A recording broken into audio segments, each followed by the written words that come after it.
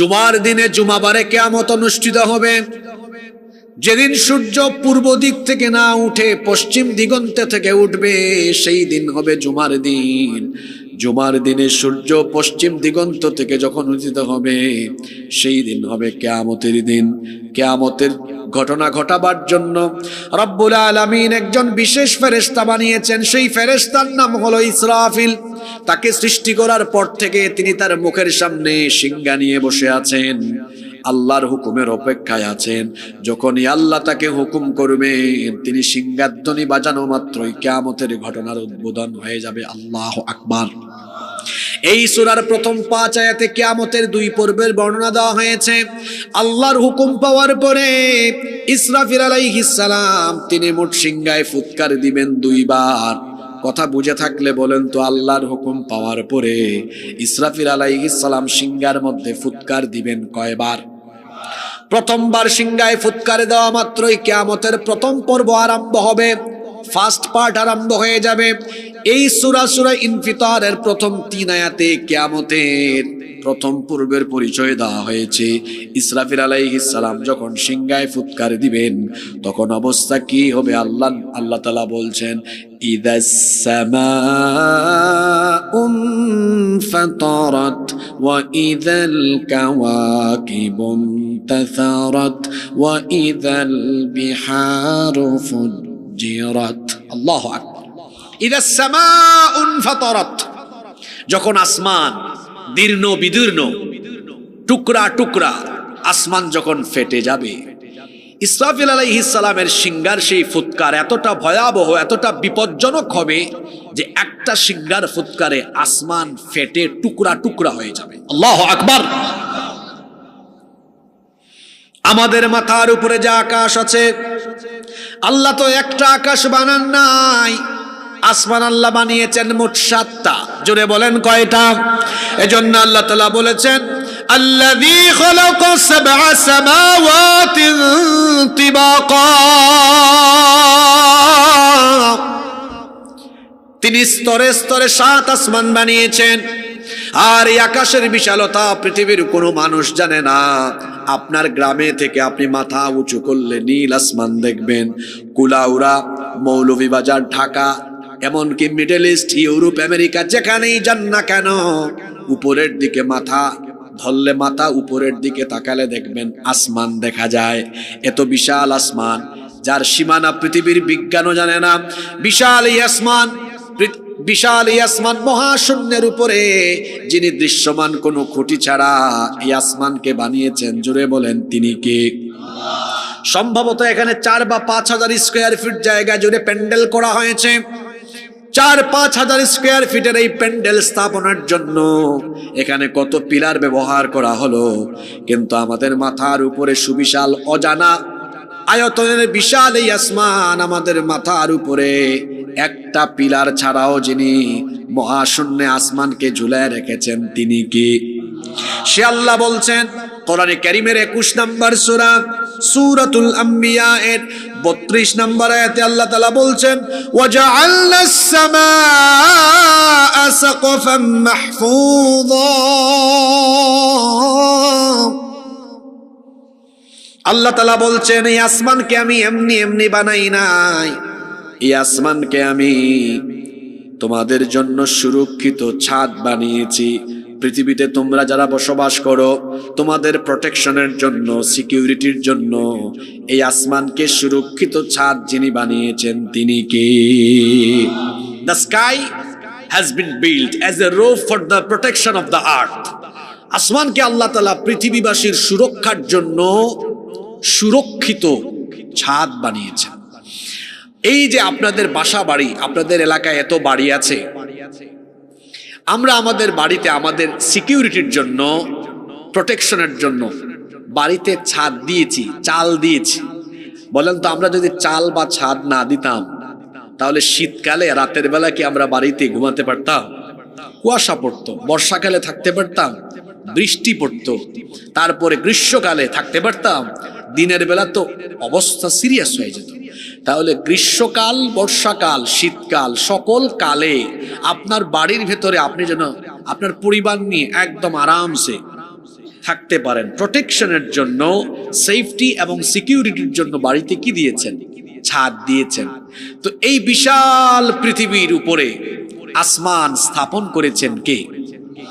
আপনাদের কি মনে হয় এটা কি আল্লাহ তাআলা এমনি এমনি স্থাপন করেছেন? না, কোরআনে কারীম কত বিজ্ঞানময় গ্রন্থ। আল্লাহ বলছেন ওয়াজআলনাস সামাআ সাকফাম মাহফুযা, এই আসমানকে আমি তোমাদের জন্য সুরক্ষিত ছাদ বানিয়েছি। তার মানে আসমান না থাকলে আমরা সুরক্ষিত থাকতে পারতাম না। কারণ মহাশূন্যে, বায়ুমণ্ডলে, পৃথিবীর উপরিস্থিত বায়ুমণ্ডলে অসংখ্য উল্কাপিণ্ড আছে। যদি কোনো একটা উল্কা পৃথিবীতে পড়ে যেত, পৃথিবীর গাছপালা, উদ্ভিদ, প্রাণী, মানুষ, জীবজন্তু যা আছে মুহূর্তের মধ্যে সবকিছু জ্বলে পুড়ে ছারখার হয়ে যেত। একটা উল্কাও যেন পৃথিবীতে পড়তে না পারে। আল্লাহ তাআলা আসমানকে আমাদের জন্য সুরক্ষিত ছাদ বানিয়েছেন। এই সুরক্ষিত ছাদ থাকার কারণে একটা উল্কাও পৃথিবীর দিকে ধেয়ে আসতে পারে না। আল্লাহু আকবার। এই আসমান, যে আসমানের কারণে পৃথিবী সুরক্ষিত আছে, আহা, ইসরাফিলের সিংহার ফুৎকারের পরে একটা আসমানও থাকবে না, একটা আসমানও থাকবে না।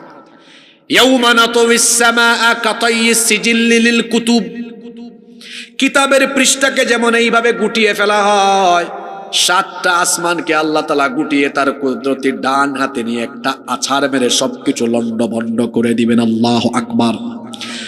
রব্বুল আলামিন অন্য আয়াতে বলেছেন وَنُفِخَ فِي الصُّورِ فَصَعِقَ مَن فِي السَّمَاوَاتِ وَمَن فِي الْأَرْضِ إِلَّا مَن شَاءَ اللَّهُ।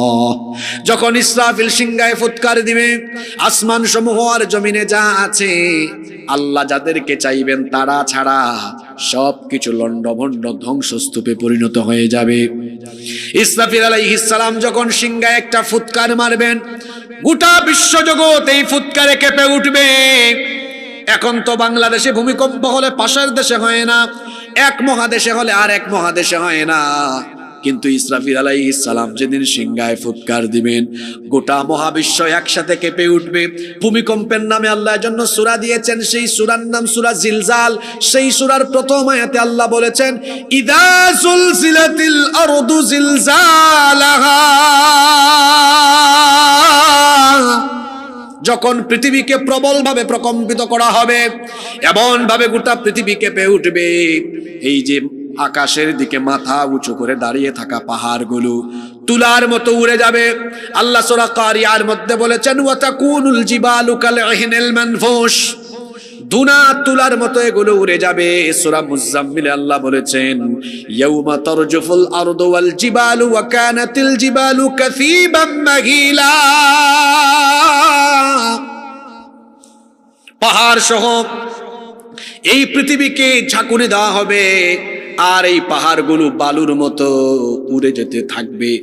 আসমান একটার উপর আরেকটা লন্ডভন্ড হয়ে, দীর্ণ বিদীর্ণ হয়ে এক আসমানের উপর আরেক আসমান পড়ে যেতে থাকবে। আল্লাহু আকবার।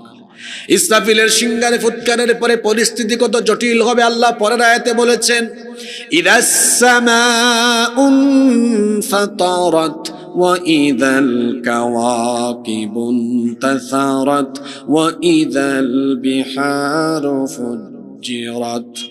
আসমান দিন্ন বিদীর্ণ হয়ে যাবে, আর ওই তারকারাজি, বিশাল বিশাল তারকাগুলো বিস্ফোরিত হয়ে যাবে, খসে খসে পড়ে যেতে থাকবে। আল্লাহু আকবার। আমার কথা কি আপনারা বুঝেন? তারকা, এক একটা তারকার সাইজ কত বিশাল। পৃথিবী হচ্ছে এত বিশাল, যার আয়তন পৃথিবীর বিজ্ঞানও জানে না। পৃথিবীর 4 ভাগের 1 ভাগ হলো মাটি, আর 3 ভাগ হলো পানি। 3 ভাগ কি? পৃথিবী কত বড় একটু আন্দাজ করেন তো। অনেকে তো আছে মৌলভীবাজার, সিলেটের বাইরেও কোনোদিন যায় না। আমার তো বাংলাদেশ সফর শেষ। ছোট্ট একটা দেশ, এটা ছোট্ট দেশ, এক বিভাগ থেকে আরেক বিভাগে কয়েক ঘন্টায় যাওয়া যায়। এটা কোনো বড় দেশ হইল? অনেক ছোট। আর পাশের দেশে যান আপনি, কলকাতা থেকে দিল্লিতে আপনি ট্রেনে যেতেই 24 ঘন্টার উপরে লাগবে, এত বিশাল তাদের দেশ। আমাদের চেয়ে 30 গুণ বড়, কানাডা আমাদের চাইতে 90 গুণ বড়, আমেরিকা 100 গুণ বড়, রাশিয়া বাংলাদেশের চেয়ে 160 গুণ বড়। এইরকম পৃথিবীতে 250টার বেশি দেশ আছে। এই 250টার বেশি দেশ নিয়ে পৃথিবী নয়, 250টার বেশি দেশ নিয়ে পৃথিবীর মাটি। পৃথিবীর 4 ভাগের 1 ভাগ মাটি, 3 ভাগ পানি। এক একটা মহাসাগরের আয়তন শুনলে আপনার চক্ষু কপালে উঠে যাবে। প্রশান্ত মহাসাগরের আয়তন হলো 16,52,00,000 বর্গ কিলোমিটার। আল্লাহু আকবার। এই বিশাল জলরাশি আছে, মাটি আছে, সব মিলে পৃথিবী, যার আয়তন আমরা জানি না। এই পৃথিবীর চাইতে সূর্য হলো 13 লক্ষ গুণ বড়। মানে আপনি 13 লক্ষ পৃথিবীকে সূর্যের ভেতরে ঢুকাই দিতে পারবেন। সুবহানাল্লাহ পড়বেন না? আপনারা বলবেন হুজুর তাহলে সূর্যকে এত ছোট দেখি কেন আমরা? বড় বস্তু উপরে উঠলে ওইটাকে ছোটই দেখায়। সিলেট এয়ারপোর্টে রানওয়েতে যখন বিমান আসে, রানওয়েতে বিমান দেখলে খুব বড় লাগে, আর ওটা যখন 30-40 হাজার ফুট উপরে উঠে যায় তখন দেখতে পাখির মতো লাগে, তাই না? কিন্তু এটা যখন রানওয়েতে আসে তখন খুব বড় লাগে, বড় লাগে, উপরে উঠলে ছোট লাগে। সূর্যকে আপনার কাছে এত ছোট লাগে, আপনি যে দেখতেছেন এটাই তো বেশি, কারণ আপনার এই পৃথিবী থেকে সূর্য হলো 15 কোটি কিলোমিটার দূরে। সুবহানাল্লাহ পড়তে ইচ্ছা করে না?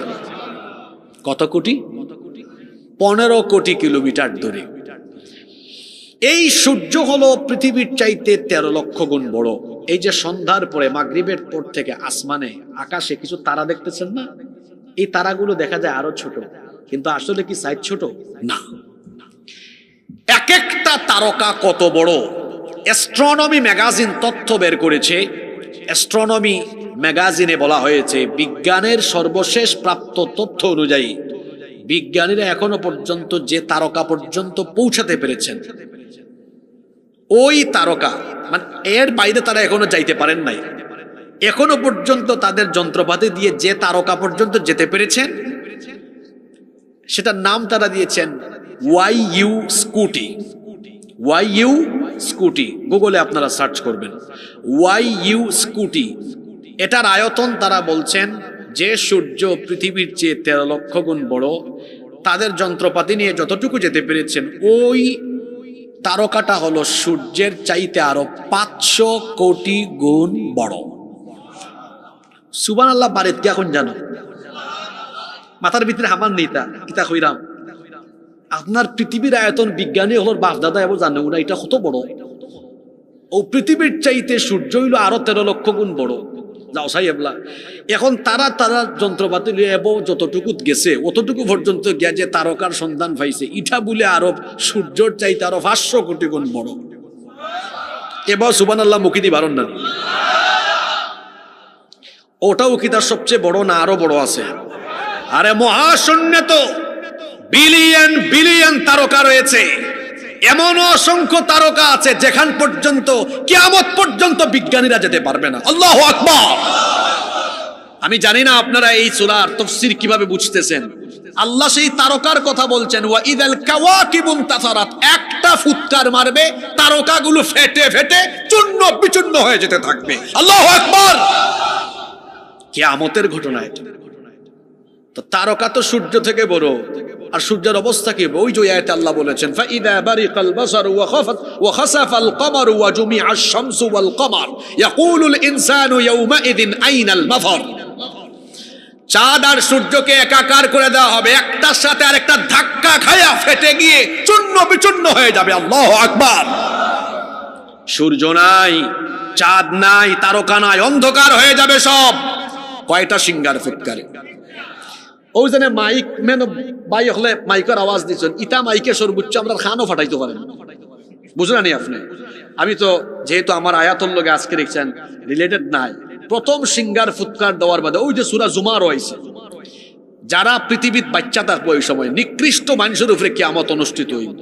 ইসরাফিলে খালি একটা সিঙ্গার ফুৎকার বাজাইবা, লগে লগে তখন যারা থাকবো খানর ফর্দা ফাটটা জাগাত বেউসিয়া মরে যাবে। আল্লাহু আকবার। বুঝরানি কত ভয়াবহ ফুৎকার। একটা ফু মারবা আসমান একটার উপর আর একটা ফাইটটা ফাইটটা পড়বে। সূর্য চন্দ্র টুকরা টুকরো হইব, আকাশর তারকাগুলা খসে খসা একবারে চূর্ণ বিচূর্ণ হইয়া সাইরো বাই করবো। আল্লাহু আকবার। আরো ভয়ঙ্কর অবস্থা আছে তো।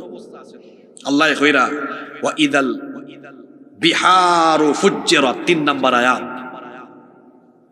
সাগর ফাটি যাইব। আবার এর আগর সূরার নাম কিতা? সূরা তাকবীর। আল্লাহ এখানে কইরা ওয়া ইদাল বিহারু সুজ্জিরাত, সাগরও আগুন লাগে যাবে। আচ্ছা আপনারা হুনরানি দেখো কাছেন কিলান বিপরীতমুখী কথা। এক সূরাত কইরা সাগরও আগুন লাগবো, আর আরেক সূরাত কইরা সাগর ফাটি যাব। কথা 1 লাখ খান না 2 লাখ খান? বুঝছি আপনারা সিলেটি ভাষায় বেশি মজা পাইরা না কিতা? আচ্ছা এখানে আগে খাওয়া লাগবো তো। ঠিক আছে, আমার লাগিও জুই তুই, কারণ সারা মাসে সারা বছরে সিলেটি মাত কদিন মারতাম পারি, ও মাঝে মাঝে আইলে মাথা যায়। আর নিজের এলাকার মানুষের সামনে বেশি সময় কন্ট্রোলের ভিতরেও থাকা যায় না, ঠিক না নে? তো দেখো কা জি হয় এটা পালা মানুষও সহজে বুঝবা, অসুবিধা নাই তো আপনারা। দেখো কাছেন 2 সূরাত 2 লাখান কথা। 1 সূরাত কইরা আল্লাহ সাগর ফাটি যাব, আর 1 সূরাত আল্লাহ কইরা সাগরও আগুন ধরে যাব। কথা 1 লাখ না 2 লাখ না? হ্যাঁ, কিন্তু কোরআন যে বিজ্ঞানময় গ্রন্থ, আপনি দেখো সুবহানাল্লাহ, সাগর কিলা ফাটবো আর কিলা আগুন লাগলো। এখন আপনি বিজ্ঞানসম্মত ব্যাখ্যা লোকা। একটু আগে কইছিলাম ইসরাফিল আলাইহিস সালামের সিংহায় ফুৎকার বাজানির বাদে গোটা দুনিয়াত একলগে কিতা আরম্ভ হইব? খেউ মনে নাই, হায় রে হায়, ভূমিকম্প। কিতা ও সাদ্দরালা বাড়ি কিতা সমস্যা? শয়তানে হাতুকুতু মারিচ্ছিনি, ভালো লাগেন না নিতামাত। ইসরাফিল আলাইহিস সালামের সিংহাত ফুৎকার দিবা আর গোটা দুনিয়াত কিতা আরম্ভ হইব? ভূমিকম্প। হায় রে হায়, সিলেটি ভাষায় কয় বৈশাল। কমন ফোর্সে নি এবলা? মাঝে মাঝে দেখবা বৈশাল হইলে মাটি কিতা হয়? ফাটি যায় না নি? সাগর ফাটবো আর আগুন ধরবো ব্যাখ্যা নৌকা। তাই যখন সিংহাত ফুৎকার বাজাইবা, সাগরের পানির তলে মাটি আছে না নি? এই মাটি অলান ফাটি যাব। ফাটার বাদে মাটি যখন মেলাই দিবা একবারে, সব পানি একবারে কিতা কইটারে বললারি নামি যাবা তলে। বুঝানি আপনারা? সাগরের পানির নিচে মাটি আছে, ফাটি যাব। সাগর মাটির নিচ ফাটবো, পানি তলে যাইব। এখন ইনো সায়েন্সে পড়ো এমন আসনি বা ছাত্র বায়ু হল আসন। আচ্ছা, যে সাগরের অভ্যন্তর, সাগরের তলাত কিতা আছে? আগ্নেয়গিরি আছে, লাভা আগ্নেয়গিরি, আগুন। তাইলে এই যে সাগরের নিচের মাটি 2 ভাগ হয়ে গেল, পানি নিচে গিয়া তার খাল লগে মিলন হইব। মাতুন না কেন? আচ্ছা, ইনো যারা সায়েন্সে পড়ো ভাই হলে কোসান, দেখো আল্লাহর কোরআন কত বিজ্ঞানময়। পানির মূল উপাদান হইল কিতা? হাইড্রোজেন আর অক্সিজেনের মলিকিউল আছে না? তো পানি দিন তার মূল উপাদানও ফিরিয়া যাইব। যাওয়ার বাদে হাইড্রোজেন আর অক্সিজেন একলগে হইলে কিতা হয়? আগুন ধরে। কারণ একটা নিজেও জ্বলে আর একটা জ্বালাইতে আরো সাহায্য করে। ইসরাফিলর সিংহার ফুৎকারের বাদে হায় হায় হায়, গোটা দুনিয়াত কি ভয়ঙ্কর পরিস্থিতি। সাগরের তলদেশ ফাইটটা যাওয়ার বাদে পানি নিচে নামবো, অক্সিজেন হাইড্রোজেন একসাথে হইয়া দাউ দাউ করি সাগরের বুকে এই দিন আগুন জ্বলবে। আল্লাহু আকবার। কিয়ামতের সেই ভয়ঙ্কর পরিস্থিতির বর্ণনা আল্লাহ সূরার ভেতরে দিচ্ছেন। বলেছিলাম কিয়ামত হবে 2 পর্বে। প্রথম পর্বে কি কি ঘটবে আল্লাহ প্রথম 3টা আয়াতে বললেন। ইদাস সামাউন ফাতারাত, যখন আসমান দীর্ণ বিদীর্ণ হয়ে যাবে। ওয়া ইদাল কাওয়াকিবুন তাফারাত, তারকাগুলো খসে খসে পড়ে যাবে। ওয়া ইদাল বিহারু ফুজ্জিরাত, আর যখন সাগরের অভ্যন্তর ফেটে গিয়ে সাগরের মধ্যে আগুন ধরে যাবে। গোটা দুনিয়া এইভাবে শেষ হয়ে যাবে। আসমান জমিন লন্ড ভন্ড চূর্ণ বিচূর্ণ মেসাকার হয়ে যাবে, কিছুই থাকবে না। এত সুন্দর আসমান, এত সুন্দর জমিন, এত সুন্দর গাছপালা, নদ নদী, খাল বিল, পাহাড় সমুদ্র, কিছুই থাকবে না। সবকিছু ধ্বংস হয়ে যাবে, কেবলমাত্র একজন থাকবেন, তিনি কে? এজন্য আল্লাহ বলেছেন কুল্লু মান আলাইহা ফান ويبقى وجه ربك ذو الجلال والإكرام। সবকিছু ফান হয়ে যাবে, ক্ষয় হয়ে যাবে, লয় হয়ে যাবে, কেবলমাত্র যিনি থাকবেন, গলার আওয়াজ বড় করে বলেন তিনি কি? সব ধ্বংস হয়ে যাবে, কিচ্ছু থাকবে না। আল্লাহ ইসরাফিল আলাইহিস সালামকে ডেকে বলবেন, হে ইসরাফিল, তুমি এবার দ্বিতীয়বার তোমার সিংহায় ফুৎকার বাজিয়ে তোমার দায়িত্ব শেষ করো। ইসরাফিল আলাইহিস সালাম এবার দ্বিতীয়বারের মতো সিংহায় ফুৎকার মারবেন। কিয়ামতের দ্বিতীয় পর্ব আরম্ভ হবে। তিনি যখন দ্বিতীয়বার ফুৎকার মারবেন, দ্বিতীয় পর্ব কিভাবে শুরু হবে? আল্লাহ তাআলা কোরআনে কারিমে সূরা জুমারে বলেছেন, সুম্মা নুফিখা ফীহি উখরা ফাইযা হুম কিয়ামুন ইয়ানযুরুন। অতঃপর সিংহায় যখন আবার ফুৎকার দেওয়া হবে, মানুষ কবর থেকে দাঁড়িয়ে যাবে, হাসরের ময়দানের দিকে যাবে। আল্লাহ সূরা ইনফিতারের 4 নম্বর আয়াতে জন্য বলেছেন, ওয়া ইদাল কুবুরু বু'থিরাত। আর যখন কবরকে খুলে দেওয়া হবে, ইসরাফিল আলাইহিস সালাম যখন সিংহার মধ্যে দ্বিতীয়বার ফুৎকার মারবেন, এই রাউতগাঁও এলাকায় যে গোরস্থান আছে, সারা পৃথিবীর কবরস্থানের উপরের মাটি সরে যাবে, ঠাস ঠাস করে কবরের মাটি সরে যাবে, কবরগুলো খুলে যাবে, মানুষ কবর থেকে সেদিন উঠতে থাকবে। আমি আপনি সবাই উঠবো। কি করে আপনারা উঠবেন শুনেন। এখন তো শীতের দিন হওয়ায় কত ভারী ভারী সোয়েটার পরে এসেছেন, ব্লেজার পরে এসেছেন, সুতার তৈরি কাপড় পরিধান করে এসেছেন, কিন্তু কিয়ামতের দ্বিতীয় পর্বে দ্বিতীয়বার সিংহায় ফুৎকারের পরে সবাই যখন কবর থেকে উঠবে, কোন পরিস্থিতিতে উঠবে? আল্লাহর নবী বলেছেন, ইহশারুন নাসু ইয়াউমাল কিয়ামাতি হুফাতান উরাতান গারলা। সেদিন মানুষ খালি গায়ে উলঙ্গ অবস্থায়, কোনো কাপড় চোপড় থাকবে না, নগ্ন পদে খালি পায়ে খতনাবিহীন অবস্থায়, উলঙ্গ অবস্থায় কবর থেকে উঠে হাসরের ময়দানের দিকে দৌড়াতে থাকবে। আম্মা জান আয়েশা রাদিয়াল্লাহু আনহা এই কথা শুনে বললেন, ওগো আল্লাহর নবী, যদি মানুষ উলঙ্গ হয়ে হাসরের ময়দানে যায়, কবর থেকে যদি মানুষ খালি গায়ে উঠে হাসরের ময়দানে গিয়ে জমায়েত হয়, সেদিন কি আমার শরম লাগবে না? সেদিন কি আমার লজ্জা লাগবে না? আল্লাহর নবী তখন বললেন, আয়েশা গো শোনো, সেই দিনটার পরিস্থিতি এত জটিল হবে, আকাশের ওই সূর্য যা 15 কোটি কিলোমিটার দূরে, সেই দিন মানুষের মাথার একেবারে নিকটে চলে আসবে। গুনাহগারদের মাথার চান্দি ফেটে মগজ উতরে উতরে গলে গলে গলে গলে বেয়ে বেয়ে পড়তে থাকবে। জমিন তামায় পরিণত হয়ে যাবে। পিপাসার যন্ত্রণায় কাতর হয়ে মানুষের মুখের ভেতর থেকে জিহ্বাটা বের হয়ে কুকুরের মতো নাভিস্থল পর্যন্ত ঝুলতে থাকবে। গুনাহগারেরা তাদের গুনার পরিমাণ অনুযায়ী ঘামের মধ্যে সাঁতরাতে থাকবে। কঠিন সেই পরিস্থিতিতে কবর থেকে উঠে মানুষ নফসি নফসি জিকির করে আল্লাহর হিসাব থেকে বাঁচার জন্য। আল্লাহর ভয়ে সেদিন যে মাথাটা নিচের দিকে দিয়ে পেরেশান হবে, আল্লাহর ভয়ে মাথা তোলার সাহস কেউ করতে পারবে না। আল্লাহু আকবার! কি বিভৎস পরিস্থিতি! কিয়ামতের দ্বিতীয় পর্ব যখন আরম্ভ হবে, কবর থেকে উঠে উঠে মানুষ হাসরের ময়দানে যেতে থাকবে। হাসরের ময়দানে যখন মানুষ দাঁড়িয়ে যাবে, আল্লাহ আবার সবার হাতে হাতে এক একটা আমলনামা ধরায় দিবেন। পৃথিবীতে আপনি যা করেছেন সব হিসাব না হবে, সবকিছু সামনে দেখবেন, রেকর্ড হয়ে আছে।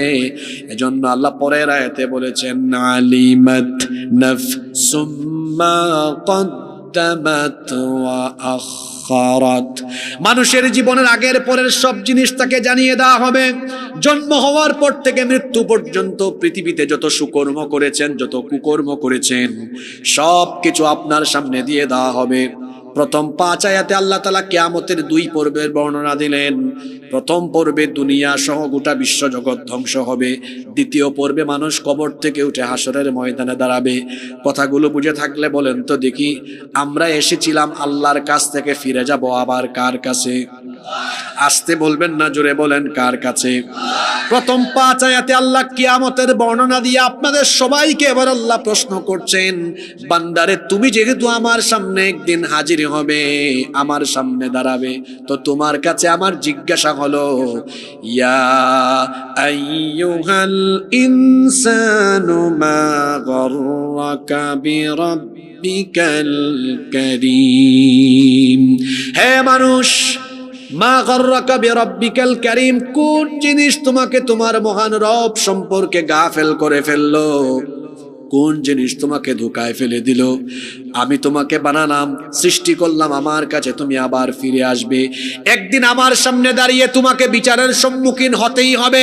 তাহলে বলো, এই দুনিয়াতে তুমি কার ধোঁকায় পড়ে আমার সাথে নাফরমানি করো, অথচ আমি তোমার এমন রব? আল্লাহ পরিচয় দিলেন, আল্লাযী খালাকাকা ফাসাওয়াকা ফাআদালাক ফি আইয়ি সূরাতিন মা শাআ রাক্কাবাক। কি করে আমার সাথে নাফরমানি করো, কি করে আল্লাহর সাথে নাফরমানি করেন? তিনি আপনাকে সুন্দর করে সৃষ্টি করেছেন, সুঠাম এবং সুসামঞ্জস্যপূর্ণ করেছেন, যেমনটা চেয়েছেন তেমনটা আকৃতি দিয়েছেন। আজকে আজান হয়, আপনি নামাজে যান না, আল্লাহর আইন মানেন না, আল্লাহর সাথে নাফরমানি করেন, মোবাইল ফোন দিয়ে জিনা ব্যভিচারের সাগরে ডুব দিয়ে আছেন। সারাটা দিন আল্লাহর সাথে কেমনে নাফরমানি করেন, সে আল্লাহ বলছেন, বান্দারে তুই কেমনে আমার সাথে নাফরমানি করিস? অথচ একেবারে 0 কেজি থেকে আজকে 60-70 কেজি তোকে আমি আল্লাহ বানিয়েছি। তুই কি জানিস না একটা সময় তুই কিছুই ছিলি না? সূরা ইনসানের প্রথম আয়াতে আল্লাহ বলছেন, হাল আতা আলাল ইনসানি হিনুম মিনাদ দাহরি লাম ইয়াকুন শাইআম মাযকুরা। ও মানুষ, চিন্তা করো, তোমার জীবনে কি এমন একটি সময় যায়নি যখন তুমি উল্লেখ করার মতো কিছুই ছিলে না? তোমার জন্মের 1 দিন, 2 দিন, 3 দিন, 5 দিন, 7 দিন পরে তোমার মা বাপ তোমার নাম রেখেছে, অথচ তোমার এক সময় নামও ছিল না, ঠিকানা ছিল না, ঘর ছিল না, বাড়ি ছিল না, কিছুই তুমি ছিলে না। তুমি ছিলে অস্তিত্বহীন, তুমি ছিলে প্রাণহীন। কিভাবে আমি আল্লাহ তোমাকে বানালাম? বান্দা শোনো, আজ তুমি আমার সাথে নাফরমানি করো, অথচ আমি তোমাকে কেমনে বানালাম শোনো, তুমি তো কিছুই ছিলে না। আল্লাহ তাআলা আবার বলছেন সূরা মুমিনুনের 23 নম্বর আয়াত থেকে, আল্লাহ তাআলা বলছেন, ওয়ালাকাদ খালাক, সূরা মুমিনুনের 12 নম্বর আয়াত থেকে বলছেন, ওয়ালাকাদ খালাকনাল ইনসানা মিন সুলালাতিন মিন তিন সুম্মা জাআলনাহু নুতফাতান ফি ক্বারারিম مكين ثم خلقنا النطفة علقة فخلقنا العلقة مضغة فخلقنا المضغة عظاما فكسونا العظام لحما। অবশ্যই আমি তোমাদেরকে মাটির নির্যাস থেকে সৃষ্টি করেছি। পুরুষের স্পাম আর মহিলাদের অভাব, এই দুটোকে একত্রিত করে 1 ফোঁটা নাপাক পানিকে তোমার মায়ের জরায়ুর ভেতরে সুরক্ষিত জায়গায় আমি রেখেছি।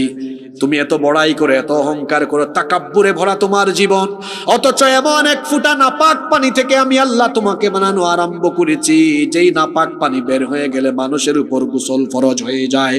আল্লাহ বলছেন তুমি কতটা দুর্বল শোনো, খুলিকাল ইনসানু দাইফা, মানুষকে বড় দুর্বল করে বানানো হয়েছে।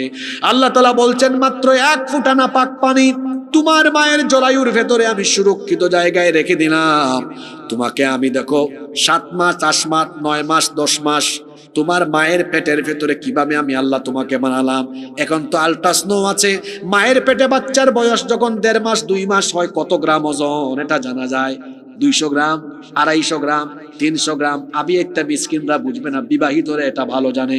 বউকে নিয়ে যখন চেকআপে যায় দেখা যায় তখন ডাক্তার বলে আপনার বাচ্চার হার্টবিট এত, ওজন এখন 300 গ্রাম, 400 গ্রাম। এখন যে আপনার 60 কেজি 70 কেজি 60 কেজি 70 কেজি ছিলেন না, আল্লাহ বলছেন বান্দা তুই আমার সাথে কেমনে নাফরমানি করিস বল? তুই তো মাত্র 1 ফোঁটা স্পাম ছিলে, 1 ফোঁটা শুক্রাণু ছিলে, কেমনে তোরে বানালাম শোন। ওই 1 ফোঁটা শুক্রাণুকে তোর মায়ের জরায়ুর ভেতরে আমি সুরক্ষিত জায়গায় রাখলাম, এরপরে সেটাকে আমি আল্লাহ জমাট বাঁধা রক্তে পরিণত করলাম, এরপরে সেই জমাট বাঁধা রক্তকে আমি গোশতের পিণ্ড বানালাম, অতঃপর সেই গোশত পিণ্ডকে বড় একটা হাড্ডিতে রূপান্তর করলাম, তারপরে সেই হাড্ডির উপরে গোশতের পোশাক পরালাম। তখনও পর্যন্ত তোর চোখ, নাক, ঠোঁট, কান, হাত পা কিছুই ছিল না, এক টুকরা মাংস আর হাড্ডি তুই ছিলে। এরপরে আমি আল্লাহ আমার পছন্দ মতো ফি আইয়ি সূরাতিন মা শাআ রাক্কাবাক, তোর নাক তোর মার মতো না বাপের মতো, তোর চোখ তোর মা না তোর বাপের মতো, তোর ফেস কাটিং তোর দাদা না নানার মতো হবে। আমি আল্লাহ যেরকম চেয়েছি এইরকম একটা ফেস কাটিং দিয়ে, চক্ষু নাক কান ঠোঁট হাত পা সবকিছু দিয়ে তোর মায়ের পেটের ভেতরে আমি আল্লাহ তোকে সুন্দর করে বানিয়েছি। তখনও তোর ওজন কিন্তু বেশি না, দিন যায় তোর ওজন বাড়ে, 1.5 মাস 2 মাস তোর ওজন না 100 গ্রাম 150 গ্রাম, মাসের পর মাস যায় 10 মাস পর্যন্ত তোর মায়ের পেটের ভেতরে। এখন তো মোবাইল ফোনে অ্যাপস বের হয়েছে, সুরক্ষা অ্যাপস, এইটা ওইটা নানান অ্যাপস, মহিলারা এগুলো প্রেগন্যান্সিতে ব্যবহার করে। 200 গ্রাম 300 গ্রাম 500 গ্রাম 700 গ্রাম 900 গ্রাম 1000 1500 2000 এইরকম করে তোমার ওজন বাড়তে বাড়তে তোমাকে তোমার মায়ের পেটের ভেতরে আমি আল্লাহ কতদিন রাখলাম শোনো। আল্লাহ সূরা হজের মধ্যে বলেছেন ওয়া নুকিরু ফিল আরহামি মা নাশাউ ইলা আজালিম মুসাম্মা, নির্দিষ্ট একটা সময় পর্যন্ত তোমার মায়ের পেটের ভেতরে রাখলাম। এরপরে আমি আল্লাহ কি করলাম শোনো, সুম্মা নুখরিজুকুম তিফলা, তারপরে 2.5 3 3.5 4 5 কেজি ওজনের ছোট্ট একটা বাচ্চার সাইজে তোমার মায়ের পেটের ভেতর থেকে বের করে এই দুনিয়ার আলো বাতাস দেখিয়েছেন কে? বুঝছেন নি কই থেকে কিলাইছে কোনটাও আসনা না। এখন কত বাপরে বাপ, 55 60 70 80 কেজি কি জাত ফ্যাট 90 কেজি, হাই বাপরে বাপ আসরানি আপনারা, হায় রে হায় 80 আই কেলা হোক আছে। আল্লাহ কত সুন্দর বুঝাইরা, আমি যে তোরে বানাইলাম তোর নাম নাই ঠিকানা নাই কোনটা নাই, তুই তো কোনটাও আসতে পার। তখন তো আলট্রাসাউন্ড দেখা যায় না বাচ্চার পরিস্থিতি কিলা।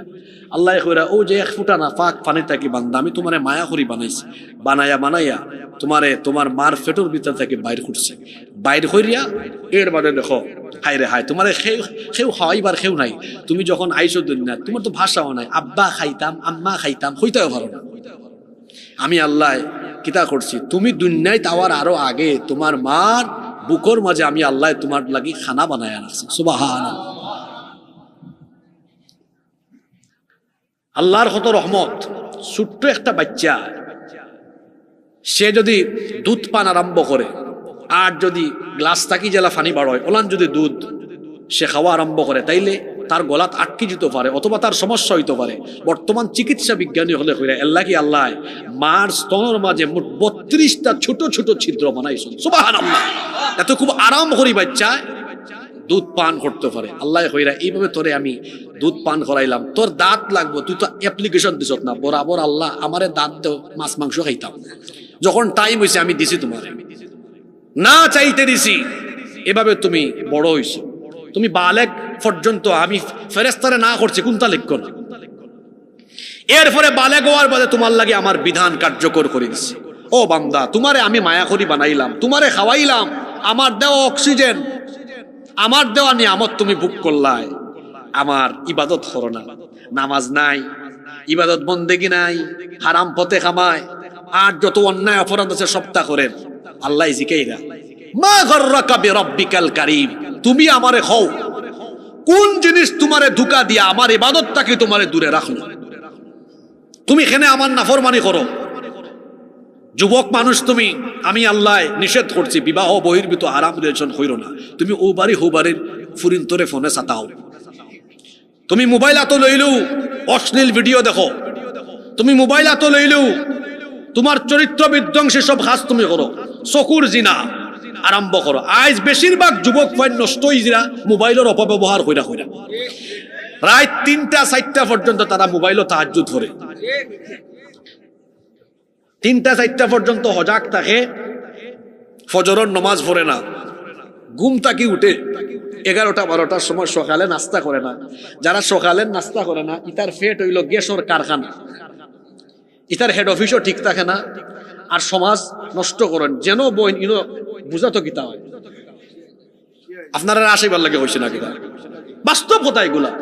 যার গুমর অভ্যাস ঠিক নাই, তার খাদ্যাভ্যাস ঠিক নাই, এর জীবন উল্টা পাল্টা। আর তোমরা যে আসরাইজ ওয়ান ফাইন, তোমরা দেখলো তোমার মায়া লাগে, তোমার তান গালর 2 পাশ ইনো তাকতো আছিল গুস্ত, ই গুস ইকসান গিয়া হামাই গেছে 8 সিফার ভিতরে।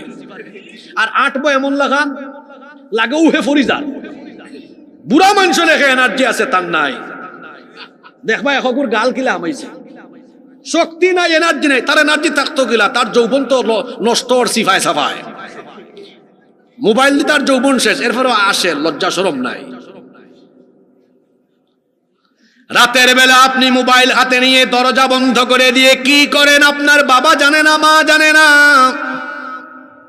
আপনি যে পর্নোগ্রাফিতে আসক্ত আজ যুব সমাজ পর্নোগ্রাফিতে এডিক্টেড হয়েছে গুগল শরীফে গিয়ে পর্নো সাইট তালাশ করে ইউটিউবে গিয়ে নাটক সিনেমা দেখে কানের মধ্যে ইয়ারপড হেডফোন লাগিয়ে তারপরে শুনে কেউ জানে না সে কি শুনে কেউ জানে না সে কি দেখে ও আমার যুবক ভাইয়েরা কেউ যেটা জানেন না কেউ যেটা দেখে না সেটা দেখেন কে সেটা জানেন কে আপনার অন্ধকার রুমের ভেতরে সারা রাত আপনি কি করেন কেউ না জানলেও যিনি জানেন তিনি কে সেই আল্লাহর কোনো ভয় আপনার অন্তরে নাই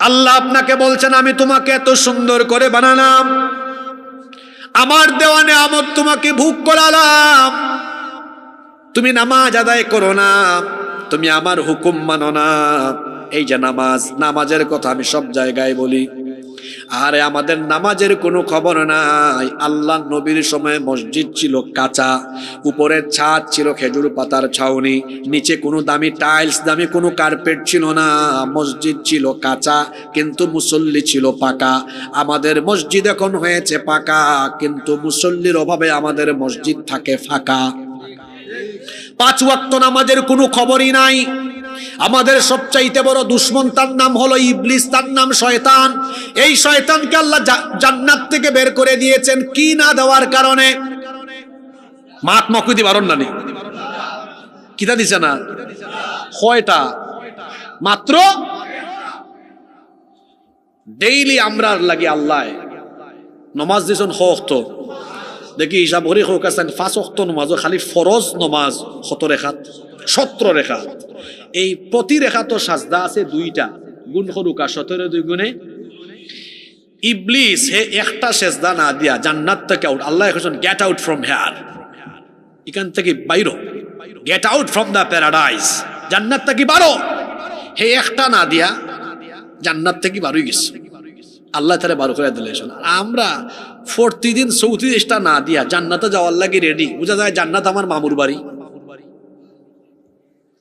ইবলিস জান্নাত থেকে বাইরে হওয়ার পথে আল্লাহর লগে প্রতিজ্ঞা করছে আল্লাহ আদমরে সেজদা দিছে না দেখিয়া তুমি আমারে জান্নাত থেকে বার করে দিলাইছো আদম আর আদমর ফুয়াফুরিন বংশধর কিয়ামত পর্যন্ত যারা দুনিয়াতে আইব ইতারে সেজদাটাকে দূরে রাখা ইবাদতটাকে দূরে রাখা হইব আমার ভিশন আমার মিশন এই ভিশন আর মিশন বাস্তবায়নের লাগি ইবলিস বই রইছে না কাম করে হাদিস শরীফ আইছে ইবলিস শয়তান কোন সময় আসে আর কোন সময় খান্দে শুনানি আপনারা আল্লাহ রাসূলে কইরা যখন কোনো মানুষ আল্লাহরে সিজদা দিলায় ইয়াতাজালা শাইতানু ফায়াবকি শয়তান এই ব্যক্তির কাছ থেকে দূর হই গিয়া দেখে আর খান্দে দেখে আর খান্দে তাইলে আমরা যখন নামাজও গিয়ে আল্লাহরে সিজদা দেই ইবলিসে কিতা করে মাতুন না করে আর আমরা নামাজও না গেলে ইবলিসে আসে বুঝলে দেখি পালা করে জবাব দেও কাছেন বেটা মানুষের লাগান কইবা বেটিন তোর লাগান যেন গলার আওয়াজ না হয় দুর্বল মুসলমান আমি দেখতাম পারি না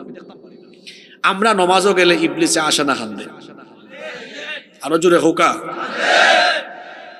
আর নমাজও না গেলে ওকে নাও টেক ইউর ডিসিশন আপনার সিদ্ধান্ত লুকা 5 ওয়াক্ত নমাজের টাইমে আপনি ইবলিসে আশাই মানা খান্দাইবা আর যারা কোনটা মাত্রা না তারা ইবলিসের কাছ থেকে খেলাফতি লইয়া বই রইছে সবে মাথা লাগবে নমাজের টাইমে ইবলিসরে আশাই মনা খান্দাইব খান্দাইতে হইলে কিতা করা লাগবো আপনার নমাজ কুয়াই আমার জাতীয় কবি খুব সুন্দর জবাব দিছ এত চমৎকার কবিতা পৃথিবীর কোন কবি লেখতা পারছেন কিনা আমি জানি না কিভাবে আমাদের সমাজের মানুষের নামাজ কাজা হয় তিনি বলছেন ঘুমাইয়া কাজা করেছ ফজর তখনও জাগনি যখন যোহর হেলায় খেলায় কেটেছে আসন মাগরিবের ওই শুনিয়া যান এখনো জামাতে হওরে শামিল এখনো এর সাথে আছে স্থান বাজিছে দামামা বাদরে আমামা শির উঁচু করি মুসলমান দাওয়াত এসেছে নয়া জামানার ভাঙা কেল্লা উড়ে নিশান আল্লাহু আকবার এত সুন্দর কবিতা পৃথিবীর কোন কবি লিখতে পেরেছে বলে আমার মনে হয় না। কিভাবে আমাদের 5 ওয়াক্ত নামাজ যায়। আবার শুনেন, ঘুমাইয়া কাজা করেছ ফজর, তখনও জাগনি যখন জুহর, হেলায় খেলায় কেটেছে আসর, মাগরিবের ওই শুনিয়া যান, এখনো জামাতে হরে শামিল, এখনো এর সাথে আছে স্থান, বাজিছে দামামা বাদরে আমামা, শির উঁচু করি মুসলমান, দাওয়াত এসেছে নয়া জামানার, ভাঙা কেল্লায় উড়ে নিশান। আপনার ফজরের নামাজ যায় কিনা ঘুমাইতে ঘুমাইতে শরীর ফুলাইলা একবারে। ও যে নামাজ ছাড়ি দিলা আপনি, জোরের আগ পর্যন্ত বাচ্চা থাকবা, গ্যারান্টি আসেনি? কেমন করে ঘুমাও তুমি, কেমন করে ঘুমাও তুমি, ফজর করে কাজা, এমন তো হতে পারে জোহরে জানাজা। আমি জোয়ান, আমি অঙ্ক মরতাম না। Keep in your mind, there is no serial of death. মৃত্যুর কোন সিরিয়াল, পৃথিবীতে আসার সিরিয়াল আছে, যাওয়ার কোন সিরিয়াল নাই। আসার সময় দাদা বাবা ছেলে নাতি সিরিয়াল মেনটেন হয়, যাওয়ার সময় সিরিয়াল ব্রেক হয়। মাঝে মাঝে দেখা যায় দাদা জীবিত, নাতির লাশ দাদা কবরে নামায়, বাবা জীবিত, ছেলে মারা গিয়েছে, মাঝে মাঝে আমরা কুলাউড়ায় দেখি ছেলের লাশ বাবা কবরে নামায়। মাতুকা আছে নীলা, আমার গাঁর এক ফুয়া 17 বছর বয়স, হিন্দুর মরে গেছে, মারা গেছে, সুস্থ ছেলে হঠাৎ করে মারা গেছে। আমার যুবক ভাই হল শয়তানে এমন ফাদ্য ফেলাইছে আপনারা, তুই নামাজও যাইস না, বইরো, তুই বাঁচবে বহুত দিন, বুড়া ওইস, চুলদারি ফাঁকুক, এর বাদে নামাজ পড়িস। আমি তো প্রায় সময় হই, আমরা বুড়ো ওই মুখিনার সন্দেহ আছে। আমার চাচা হলে যা খাওয়ার খাইছেন সকল বালা বালা খাওয়া, অঙ্কু সপ্তাহ বেজাল আর বেজাল, ফরমালিন আর ফরমালিন। অঙ্কু এখন আমরা যে যুগ বসবাস করি, এই খাবার দাবারের মাঝে বেজাল ঢুকে যাওয়ায়, এখন যে জেন জি বেশি দিন বাঁচতে নাই, বাদেরটা যে আর আলফা জেনারেশন আরো কম বয়স মর বাইতা, কারণ দিন যত যার খালি বেজালাইয়া আমার, ঠিক আছে নি কথা, বেজালাইয়া আমার। আমরা ব্যবসা থাকতে গফ করছেন যে আমরা যে তা মাছ খাইছি, ইটা মাছ তোমরা খাইতাই কিতা চৌকিও দেখছো না। আও তো আমার চাচাইও কইলাম, আসলেই তো তা। ওই যে আমরা এখন ফলমূল যেটা খাই, আর আমরা আসলে বেজাল খাইতে খাইতে এমন হয়েছে, অঙ্কু বেজাল না খাইলে আমরা বাঁচি না। কিচ্ছাটা মনে হয়ে গেছে, কইতাম না। আমরা অনেক সময় পার্মানেন্ট দোকান থাকি বাজার করে না, অনেকে দোকান ও দোকান থাকি আনি বাজার। তো এক লোক বহুত দিন ধরে এক দোকান থাকি বাজার আনে, দোকানদারে ভাবলো হায় রে হায়, এই ভাই আমার কাছ থেকে প্রতিদিন বাজার নেন, তে আমার পার্মানেন্ট হয়ে গেছেন যেহেতু কাস্টমার, টাইম দেওয়ার কোনটা আমি বেজাল দিতাম না, সব 1 নম্বর জিনিস দিব। বিচারা গেছেন বাজার করতা, এই দিন তাই সব 1 নম্বর দিয়া দিলাইছেন। বাদর দিন কইরা, ও ভাই সাহেব তোমার কাছ থেকে বাজার করি প্রতিদিন, কোনো জামেল হয় না, কালকে কিতা দিলা খাইয়া ফেটো অসুখ হয়ে গেছে। বিচারা বাদে কইরা হায় রে মানুষের ভাই এমনি হয়নি, কুত্তার ফেটো গিয়েও জমায় না, কুত্তার ফেটো দিলা গিয়েও জমায় না। তুমি তাই ভাত খাইতে খাইতে ফেটরে এমন ভাত বানাইছো, ওকে বালা জিনিস খাইলার ওজন।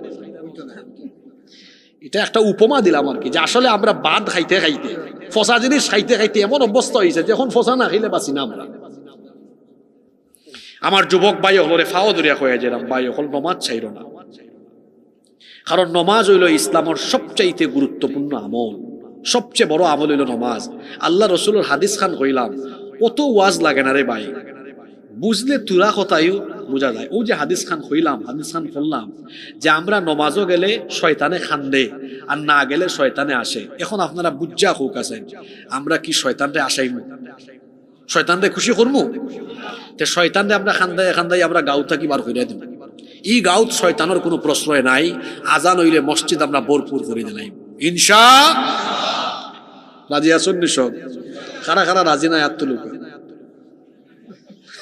ই সাইডের মানুষের বেউস হইয়া ওয়াজ উঠলা, বেউসি ওয়াজ চলে। অনেক জায়গার নাম দিছি ওয়াজের নাম দিছি আমি বেহুশ ওয়াজ মাহফিল, মানে হুজুরে মাত্রা বেউসল লাগান আর সুতা হলে হুন্ডা বেউসল লাগান, ইলা বেউসি ওয়াজ অনেক গাউত হয়। এখন বেউসি ওয়াজ হয় কিলা বুঝবা কিলা, ওয়াজর বাদে মানুষের জিকাই বাচ্চা হুজুরে কোন বিষয়ে ওয়াজ করছে, আনা ও হুজুরে জিকাই বাচ্চা হুজুর ইলা আমরার বহুত হুজুর হল আছেন 1 ঘন্টা কিতা এখন কোনো বিষয় ইসার ট্যাং বগির ট্যাং হকলতা মিলাইয়া ওয়াজ, জগা খিচুড়ি ওয়াজ আছে না নীলা? আমরা তো একটা সূরা থেকে আরম্ভ করছি, কোনো সূরা নাই, আয়াত নাই, খতমিল হবা খতমিল। এটার নাম আমি দিছি বেউস ওয়াজ। হুজুরে বেউস হইয়া মাতয়, হুজুরে কইবা হুজুর কিতা নিয়ে ওয়াজ করেন, বলে হকলতা মিলাইয়া ডাইলে চাইলে খিচুড়ি। আর শ্রোতা হলে কইবা ওয়াজ থাকি বারো বার ও বা কিতা ওয়াজ না 1 ঘন্টা, ওই আরে বাপরে বাপ হুজুরে যে ওয়াজ ফাটাইছেন একবারে, বলে কিতা ফাটাইছেন, যে সুন্দর কণ্ঠ, বলে কিতা শুনছে ওয়াজের বিষয় কিতা, খেজা না কিতা। ই ওয়াজের নাম আমি দিছি বেউসি ওয়াজ। কিতা ওয়াজ? আমি অবাস্তব কথা কইছি, ইলা বেউসি ওয়াজ হয় না? বহুত গাঁৱত দেখবা বেউস ওয়াজ চলে, হুজুরে চিল্লাইতে চিল্লাইতে বেউস, আর শ্রোতা হলে টিক টিক টিক কইয়া বেউস, বাদে ওয়াজের কোনো আগামাতা বেউস হইয়া ওয়াজের কষ্ট নি আপনারা। তাইলে নমাজও না গেলে শয়তান খুশি না বেজার? খুশি। আর গেলে শয়তান, আমরা খুশি করব কাকে? জোরে বলেন কাকে? সাল্লাত কায়েম করো, সাল্লাত কায়েম করো, হবে সম্মানী তুমি, হবে জান্নাতি তুমি, দেবে কাল হাসরে শীতল ছায়া আরশে আযীম, রব্বিয়াল আলা রব্বিয়াল আযীম, রব্বিয়াল আলা রব্বিয়াল আযীম। জীবিত থাকা অবস্থায় আমরা নামাজ 1 ওয়াক্তও কাজা করব না। রাজি আছেন সবাই? কারা কারা রাজি আছেন আল্লাহরে দেখান তো। মাশাআল্লাহ, আল্লাহ সবাইকে কবুল করেন, হাত নামান। আল্লাহ তাআলা বলছেন ইয়া আইয়ুহাল ইনসানু মা গাররাকা বিরাব্বিকাল কারীম, হে মানুষ, কোন জিনিস তোমাকে তোমার রব সম্পর্কে গাফেল করে ফেললো? এত সুন্দর করে আমি তোমাকে সৃষ্টি করলাম, আমি তোমাকে নেয়ামত দিলাম, আমার দেওয়া নেয়ামত, আমার দেওয়া রিজিক ভোগ করে তুমি বেঁচে আছো। কি করে তুমি আমার সাথে নাফরমানি করো? কি করে তুমি আমার সাথে অবাধ্যতা পোষণ করো? কি করে তুমি আমার হুকুম আহকাম লঙ্ঘন করে কি করে তুমি গুনাহ করো? ও বান্দা, এর কারণ হলো আখিরাত কিয়ামত যে আছে এটা মনে প্রাণে তুমি হয়তো উপলব্ধি করো না। এজন্য আল্লাহ পরের আয়াতে বলছেন, শোনো, এমনটা যদি ভাবো তো জেনে রাখো, কাল্লা বাল তুকাযিবুনা বিদ্দীন, কখনো নয়, বরং তোমরা বিচার দিবসকে অনেকে মিথ্যা মনে করো, মন দিয়ে উপলব্ধি করতে পারো না। বান্দা শোনো, কেমনে তুমি গুনাহ করো, কেমনে তুমি আমার সাথে নাফরমানি করো, কেমনে তুমি পাপ করো। তুমি কি মনে করো নাকি আমি তোমাকে দুনিয়াতে এমনি এমনি ছেড়ে দিয়েছি? আমি কোনো নজরদারি রাখি নাই। আফা হাসিবতুম আন্নামা খালাকনাকুম আবাসান ওয়া আন্নাকুম ইলাইনা লা তুরজাউন, মানুষ কি মনে করেছে নিরর্থক তাদেরকে সৃষ্টি করা হয়েছে, তারা কি আমার কাছে আসবে না? আর তারা কি মনে করেছে আমি তাদেরকে ছেড়ে দিয়েছি, কোন ধরনের দারোগা দারোয়ান তত্ত্বাবধায়ক নিযুক্ত করি নাই? বান্দারে এমনটা মনে করো না। শোনো, ওয়া ইন্না আলাইকুম লাহাফিযিনা কিরামান কাতিবিনা ইয়ালামুনা মা তাফআলুন। কষ্ট নি আপনারা? 10-12 মিনিট থাকতে পারবো তো? দেখো আল্লাহ কইরা, আমি তোমরা দুনিয়াত এমনি ফাটাইয়া দিছি না যে তুমি যা মন চায় তা করবা। প্রত্যেকটা দেশের গোয়েন্দা সংস্থা আছে, আমি আল্লাহ তোমারে ফাটাইছি, তোমার লগে গোয়েন্দা দিয়া দিলাইছি। ওয়া ইন্না আলাইকুম লাহাফিযিন, নিশ্চয় তোমরার লগে সংরক্ষণকারী তত্ত্বাবধায়ক ফেরেশতা আমি নিয়োগ করিয়া দিছি। আমরা কইলাম আল্লাহ এরা এরার নাম কিতা? জসিমউদ্দিন না করিমউদ্দিন, এটার নাম কিতা? আল্লাহ কইরা এরার পরিচয় হইল কিরামান কাতিবিন, এরা সম্মানিত লেখক। দেখো আল্লাহ কত সুন্দর বিশেষণ দিয়েছেন, সম্মানিত লেখক। অর্থাৎ এরা এমন লেখক যারা তুমি অপবাদ দিতে পারতে না। কারণ তোমরা দুনিয়ায় তেমন বহুত মানুষ আছে, এরা দেখা যায় তার বালা না লাগলে ইগুর বিরুদ্ধে রিপোর্ট লিখবো, ঘুষ খাইয়া উল্টা পাল্টা লেখি নেব।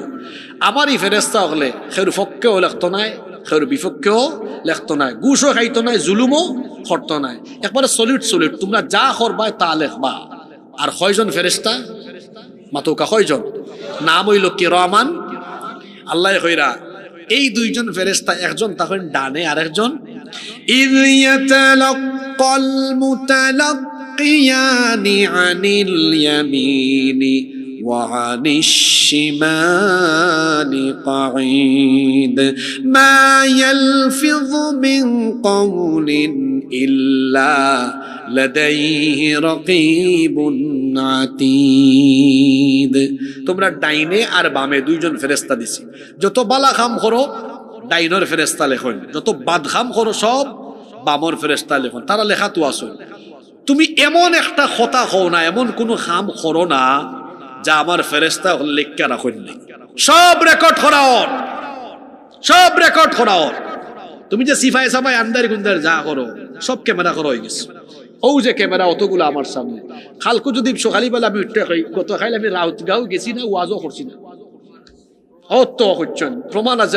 ওই তো হক্কা হুজুর মিশা মিথ্যা লাভ নাই আপনি গেছলা ঠিক আছে নি কথা কিয়ামতের দিন আমল নামা তো দেওয়া হইব আপনি কইবা ইয়াল্লাহ আল্লাহ এটা আমি করছি না ফেরেশতা হলে সারা বানায়া বানায় লেখছো আল্লাহর দেওয়া ব্রেন মানুষে কামল লাগাইয়া ক্যামেরা বানাইয়া হক্কলতা রেকর্ড করে রাখিলায় তো জ্ঞানদাতা আল্লাহ আমার আপনার হক্কলতা অডিও ভিডিও করিয়া রাখতা পারতা নাই মুখে দি মাত পারন না অস্বীকার করলে আল্লাহ কইবা ভিডিও স্ক্রিন অন করো ই নাফরমানের সপ্তাহ মানুষরে দেখাও আল্লাহু আকবার ইয়া আল্লাহ ইলাল ফমান ইলাল বিজ্জত তুমি কিয়ামতের মাঠে আমরারে কইরো না আল্লাহ যত গুনাহ করছি তুমি maaf করি দিলাও হোক আমিন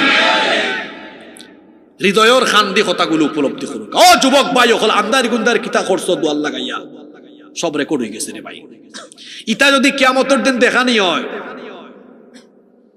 ঠিকঠাক পারতে নাই তুমি তোমার মা বাবার সামনে দেখানো হইব রসুলের সামনে দেখানো হইব বেজ্জত হয়ে যাবে তুমি আল্লাহর নাম সাত্তার আল্লাহ চাইলে গুফন গুলা কিয়ামতের দিন প্রকাশ না হইরা দুনিয়ায় তো গুফনে মাফ করে দিলাইবা সুবহানাল্লাহ আল্লাহর কাছে খান্নাকাটি করুক আর হোক আল্লাহ আমি আর গুনাহ করতাম না এতদিন যা করছি না বুঝা করেছি আমার আল্লাহ কত দয়াবান আল্লাহ কইরা বান্দারে এটা হাদিসে কুদসি লাউ বালাগাত যুনুবুকা আনানাস সামাই সুম্মা ইস্তাগফারতানি গফারতু লাক তোমার গুনাহ যদি করতে করতে আসমান পর্যন্ত পৌঁছাইলাও এত গুনাহ লইয়াও তুমি তওবা করিয়া যদি আমার কাছে আমার দুয়ারও আও মনে রাখো আমি আল্লাহ পাহাড় আমি আল্লাহ আসমান সম পরিমাণ দয়া লইয়া তোমার সামনে সব গুনাহ মাফ করে দিলাইব আজকে কত 31st নাইট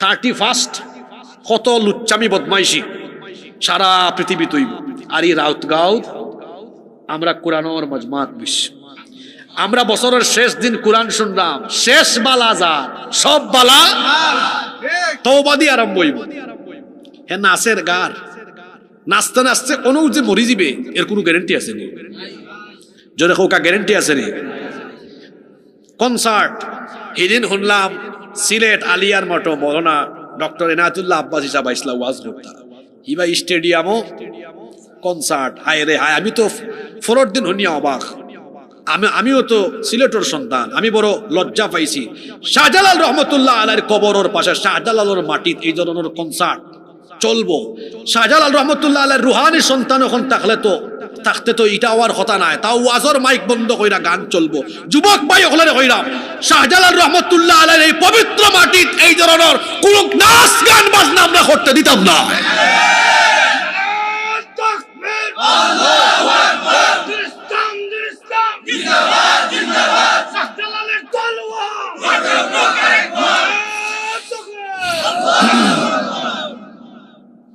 সম্মানিত উপস্থিতি আল্লাহ কইরা বান্দারে সব তার রেকর্ড হই যার তুমি খেনে আমারে ডরাও না খেনে আমারে ভয় পাও না তুমি কিলা নামাজ ছাড়ো তুমি কিলা আমার লগে নাফরমানি করো সারাটা দিন গুনাহ করো আমি কইছি ব্যবসা করো তুমি সুদের কারবার আরম্ভ করছো আমি কইছি ওজনে কম দিও না ওজনে কম দাও আমি কইছি গিবত কইরো না গিবত করো না তুমি চুগলখুরি করো একজন অর্থ আরেকজনের কাছে লাগাই দাও তুমি মানুষের হক নষ্ট করো তোমার মা বাবার হক নষ্ট করো সারাটা দিন 24টা ঘন্টা তুমি গুনার সাগরে ডুব দিয়ে আসো কিলারে বান্দাইলা করো হোসাই হ্যাঁ তুমি কি জানো না তোমার সব জিনিস রেকর্ড হয়ে যান তোমার হিসাব হবে বিচার হবে তুমি আমার সামনে দাঁড়াবে তোমার সারা জীবনের সুকর্ম অপকর্ম তোমার সামনে হাজির হয়ে যাবে সেই দিন কিয়ামতের মাঠে আল্লাহ বিচার করে মানুষকে দুই ভাগে ভাগ করে দিবেন জুড়ে বলেন কয় ভাগ ফারিকুন ফিল জান্নাতি ওয়া ফারিকুন ফিস সাঈর, একদল জান্নাতি আর একদল জাহান্নামী। এই দুই দলের পরিচয় আল্লাহ পরের আয়াত 13 নম্বর আয়াত থেকে দিচ্ছেন। ইন্নাল আবরারা লাফি নাঈম ওয়া ইন্নাল ফুজ্জারা লাফি জাহিম, নিশ্চয়ই নেককার বান্দারা জান্নাতের নেয়ামতে থাকবে, আর যারা গুনাহগার পাপী তাপী দুরাচারী তারা জাহান্নামের মধ্যে থাকবে। বোঝা গেল নেককারদেরকে আল্লাহ হিসাবের পরে বিচারের পরে জান্নাত দিবেন। আল্লাহ আমাদেরকে নেককারদের কাতারে শামিল করে দাও। আর যারা পাপাচারী দুরাচারী তাদেরকে আল্লাহ জাহান্নামে নিক্ষিপ্ত করবেন। সে আল্লাহ বলছেন ইয়াসলাউনাহা ইয়াউমাদ্দিন, বিচারের দিবসে জান্নাতীদেরকে জান্নাতে, জাহান্নামীদেরকে জাহান্নামে ঢুকানো হবেই হবে। ওয়া মা হুম আনহা বিগাইবিন, কেউ গায়েব থাকতে পারবে না, অনুপস্থিত থাকতে পারবে না। এরপরে আল্লাহ প্রশ্ন করছেন ওয়া মা আদরাকা মা ইয়াউমুদ্দিন সুম্মা মা আদরাকা মা ইয়াউমুদ্দিন, তুমি কি জানো বিচার দিবস কি? ও নবী আপনি কি জানেন বিচার দিবস কি? আল্লাহ প্রশ্ন করে আল্লাহ নিজেই জবাব দিচ্ছেন। সেই দিনটা হলো এমন কঠিন দিন, ইয়াউমা লা তামলিকু নাফসুন লিনাফসিন শাইআ ওয়াল আমরু ইয়াউমা ইযিন লিল্লাহ। সেই দিন কেউ কারো জন্য কোনো কিছু করার ক্ষমতা রাখবে না। সেদিন হুকুম চলবে, রাজত্ব চলবে একমাত্র কার? আমল বালা হইলে ফয়সালা বালা, আমল খারাপ ফয়সালাও। আচ্ছা তোরা একটু তা দেখি লাইছেন, টেস্ট করি লাই। ইনো রাউতগাঁওর মানুষ খেখে আসুন, একটু আত্মলোক আছে সব রাউতগাঁও না নি? আচ্ছা ই গাঁওর বারে থেকে খেখে আইসন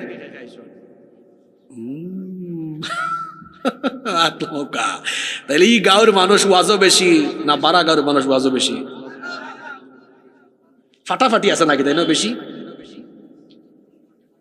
ফাটাফাটি বুঝছেন না নেই? মানে মানুষ দলে দলে বাগ হওয়া, মসজিদ বাগ করা।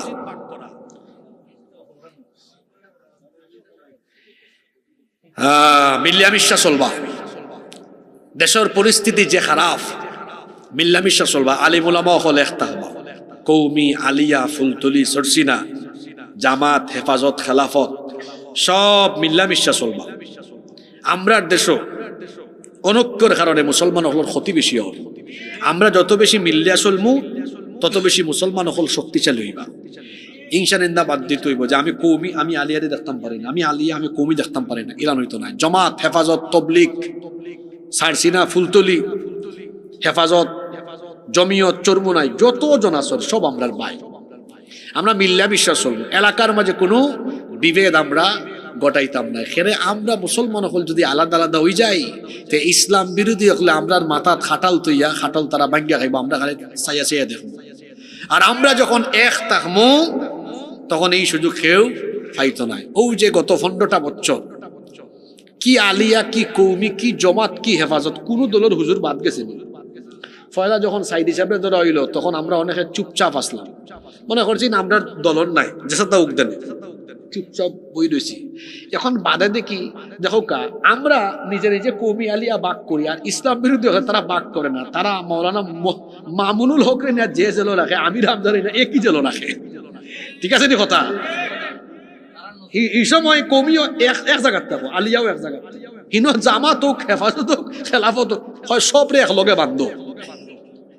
এখান থেকে কিতা বুঝলা?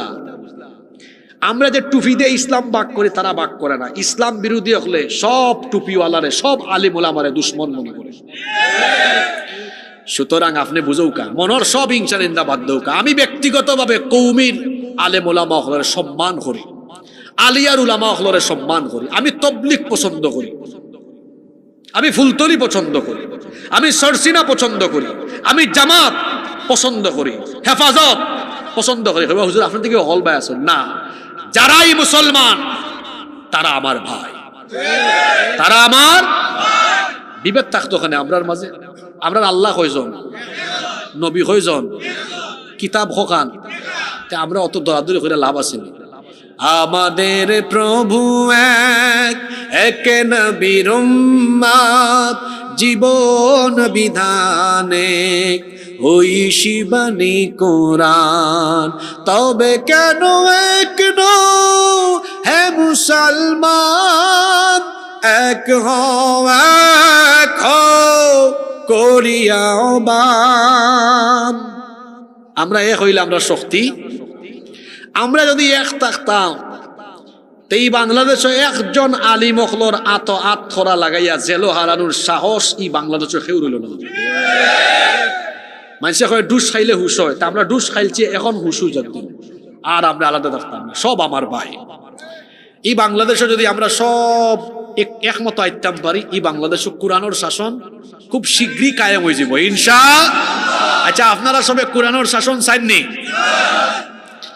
আচ্ছা, আওয়ামী লীগ যদি ক্ষমতার যাওয়ার লাগে 14 দলে লইয়া জোট বানাইতে পারে, আর বিএনপি যদি ক্ষমতার যাওয়ার লাগে 19-20 দল লইয়া জোট করতে পারে, তো আমরা কেউ ফুলতলি, কেউ জমাত, কেউ হেফাজত, কেউ খেলাফত, কেউ জমিয়ত, কেউ সরসিনা, কেউ আমরা চরমুনাই। আচ্ছা, হকলরে জিকাউ, আচ্ছা আপনারা সবে কোরআনের শাসন চাইন? আমার বিশ্বাস সবে চাইন, সবে চাইন না নি?